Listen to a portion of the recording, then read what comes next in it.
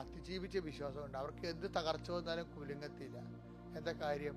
അവർക്ക് സ്നേഹത്താൽ പ്രവർത്തനക്ഷമമായ വിശ്വാസത്തിൻ്റെ ആന്തരിക അനുഭവങ്ങളുണ്ട്.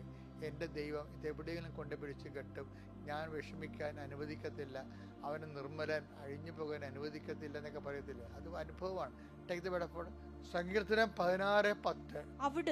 അവിടുന്ന് എന്നെ പാതാളത്തിൽ തള്ളുകയില്ല,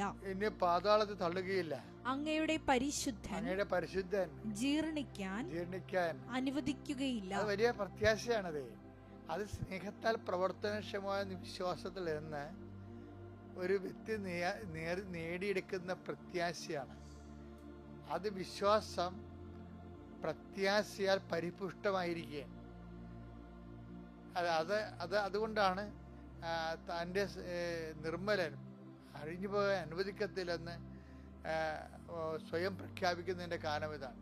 സ്വയം ഉള്ളതൊരു പ്രഖ്യാപനമാണ് ശരിക്കും പറഞ്ഞാൽ. ഇതൊക്കെ പ്രാർത്ഥനകളെല്ലാം പ്രത്യാശ നിർഭരമായ പ്രാർത്ഥനകൾ സുവിശേഷത്തിൻ്റെ പ്രഖ്യാപനമാണ്. ആ ജീവിതം അതിൻ്റെ വാഗ്ദാനങ്ങൾ പ്രാപിക്കുകയും ചെയ്യും, തദാനുസാരമുള്ള വാഗ്ദാനങ്ങൾ പ്രാപിക്കുകയും ചെയ്യും.